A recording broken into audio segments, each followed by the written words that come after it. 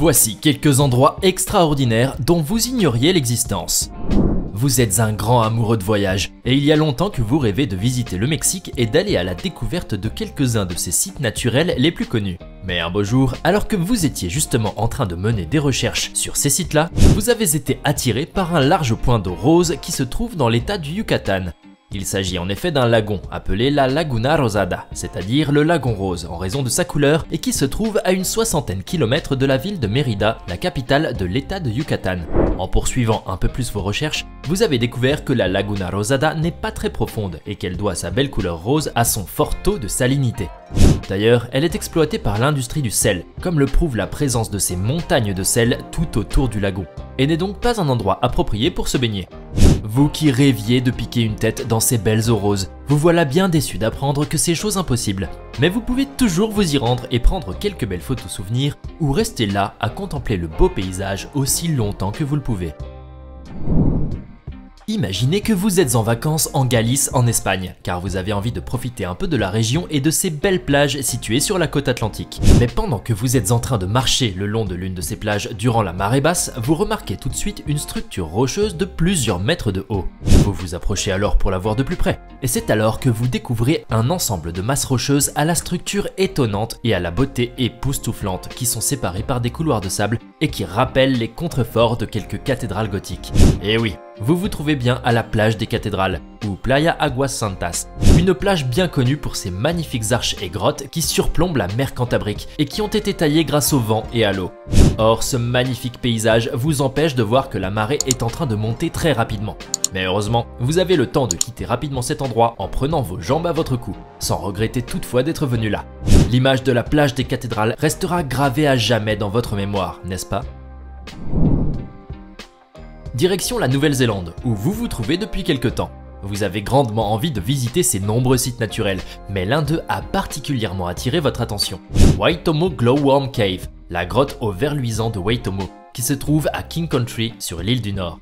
Et pour cause, il s'agit d'une grotte qui est naturellement illuminée par des vers biolumineux que l'on ne trouve qu'en Nouvelle-Zélande.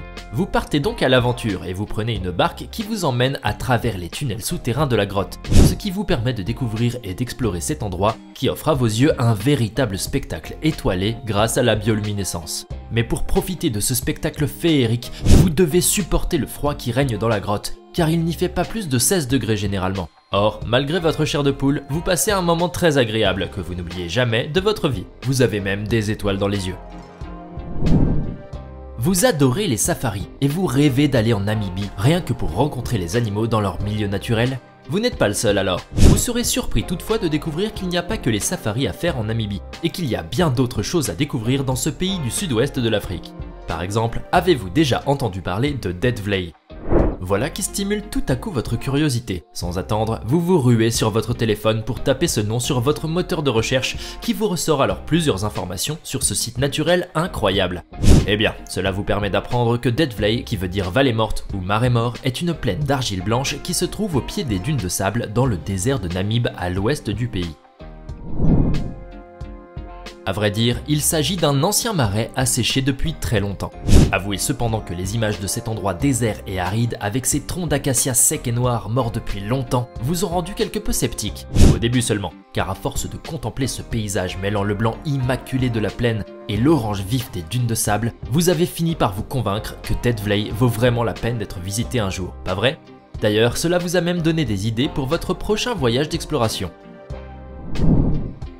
Il n'y a pas si longtemps, vous étiez en train de préparer une étude sur les glaciers. Vous désiriez bien entendu mettre en avant les glaciers les plus connus dans le monde, quand vous avez découvert, à votre grande surprise, qu'il existait un glacier pas comme les autres. Son nom est Perito Moreno. Il se trouve en Patagonie argentine et il est vivant. Voilà un détail bien curieux qui vous a naturellement poussé à en chercher le sens. Après quelques recherches, vous avez découvert qu'en effet, le glacier Perito Moreno change d'aspect chaque jour. Comment? Eh bien, ce glacier, qui fait 30 km de long pour 5 km de large et qui atteint jusqu'à 60 mètres de hauteur, est régulièrement en mouvement sur le lac Argentine et progresse chaque jour d'environ 2 mètres. Tout cela vous a paru impressionnant, bien que l'idée de voir un glacier bouger vous ait fait un peu peur. Mais ce sentiment a fini par disparaître à mesure que vous regardiez les images du glacier, dont la beauté vous a laissé sans voix. D'ailleurs, la découverte du Perito Moreno vous a bien donné envie d'aller le visiter un jour pour assister de près à ses mouvements. Si vous vous trouvez au Nevada aux États-Unis, vous aimerez sans doute aller à Las Vegas ou la zone 51, dont vous avez tout le temps entendu parler, n'est-ce pas? Mais si vous lisez bien votre guide, vous tomberez sur un nom qui ne vous laissera certainement pas indifférent, Fly Geyser ou Fly Ranch Geyser. Il s'agit en fait d'un site fascinant du Nevada qui se trouve dans le désert de Black Rock. Vous serez également surpris d'apprendre qu'il s'agit d'un ancien puits artificiel qui a été foré au début des années 1900 et qui a permis ensuite à l'eau très chaude de s'éjecter par ses fissures. Mais les fuites d'eau chaude se sont accentuées après le forage d'un deuxième puits mal bouché, non loin du premier, provoquant par là des gisements minéraux qui ont donné cette magnifique montagne aux couleurs époustouflantes. Tout cela vous paraîtra fascinant et bien entendu vous vous préparerez à l'aventure et vous prendrez la State Route 34 de laquelle vous pourrez enfin voir ce magnifique geyser et ces jets d'eau qui atteignent une hauteur d'environ 1,50 m. Waouh! Cela vous désolera toutefois un peu de savoir que le Fly Geyser n'est pas ouvert au public et que vous ne pourrez pas le voir de près, le geyser étant sur une propriété privée. Mais au moins, vous pourrez le contempler même de loin et vous pourrez rester là tout le temps qu'il faudra. Vous emporterez alors avec vous un magnifique souvenir du Nevada. Les chercheurs et explorateurs de sites naturels qui partent en Chine et qui visitent la province du Liaoning ont toujours envie d'aller voir la plage de Panjin, une réserve naturelle côtière sans sable connue pour abriter des centaines d'espèces d'oiseaux et d'autres animaux. Mais s'ils y vont à une certaine période de l'année, d'août à octobre notamment, ils sont toujours étonnés de voir que cette plage se teinte de rouge, raison pour laquelle cette plage est appelée la plage rouge de Panjin. Grâce à quelques essais et analyses qu'ils font parfois au laboratoire, ces scientifiques découvrent alors que cette teinte si particulière est due à une espèce d'algue appelée Suadea salsa, ou tout simplement Sueda, laquelle provoque cette couleur et bien d'autres selon les saisons. Bien sûr, comprendre le processus qui entraîne cette couleur requiert un peu d'effort à ces scientifiques, notamment au début. Mais cela les aide plus tard à mieux connaître le cycle de vie de cette algue et à mieux comprendre le mystère de la plage rouge. Quoique cette merveille naturelle suscitera toujours leur intérêt. De nombreux archéologues qui s'intéressent aux vestiges de l'Inde désirent souvent aller à la découverte des sites souterrains ou sous-marins de ce grand pays d'Asie. Leur étonnement grandit toutefois lorsqu'ils arrivent à Dwarka, une ville sous-marine très ancienne qui se trouve dans l'état de Gujarat. Bon nombre d'entre eux qui y sont allés n'ont pas hésité à réaliser une datation au carbone sur certains débris qui se trouvaient encore sur ce site, comme des parties de murs, des matériaux de construction ou des dents humaines, ce qui leur a permis d'estimer à peu près l'âge de cette ville. Eh bien, l'existence de Dwarka remonte à environ 9500 ans, ce qui la rend plus vieille que les civilisations chinoises, sumériennes et égyptiennes. Évidemment, cela n'a rendu la perplexité de ces archéologues que plus grande, d'autant plus que cette ville était bien planifiée et jouissait d'une certaine modernité. En effet, Dwarka était constituée de quartiers résidentiels et d'autres commerciaux. De plus, elle comportait des jardins, des lacs artificiels et de grandes routes. Mais comment s'est-elle retrouvée sous les eaux? Cette question et bien d'autres ont augmenté encore plus le scepticisme de ces scientifiques, qui ont conclu finalement que la ville avait été probablement submergée par les eaux à cause d'une grande inondation. Mais cette conclusion n'empêche que les archéologues qui découvrent Dwarka pour la première fois ou qui mènent encore des études sur cette ville resteront à jamais frappés par le mystère de ce lieu mythique.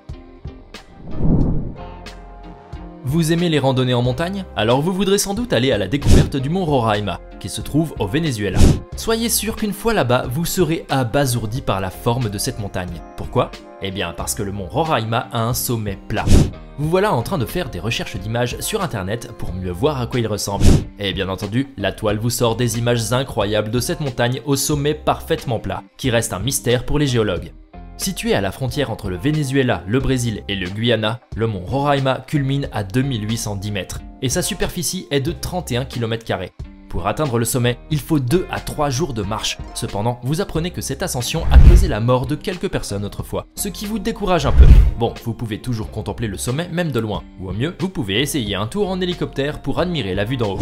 Tous les moyens seront bons pour vous pour voir de près cette montagne qui ne vous laissera pas indifférent.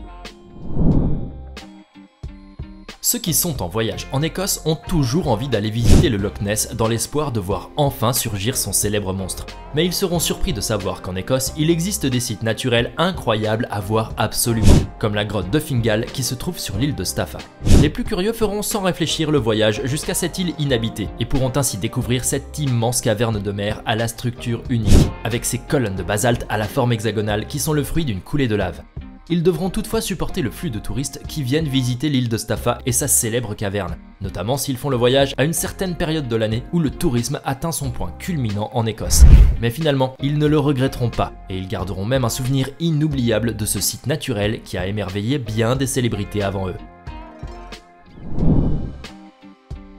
Vous avez souvent vu ou entendu parler de deux masses aquatiques qui se rencontrent mais dont les eaux ne se mélangent pas, n'est-ce pas? Mais alors qu'un jour vous avez voulu vérifier cela, vous avez découvert à votre grande surprise que cette information n'avait rien d'erroné et que ce phénomène existe bel et bien dans le golfe d'Alaska. En effet, au niveau de cet endroit, les eaux océaniques et celles provenant des glaciers se rencontrent sans jamais se mélanger.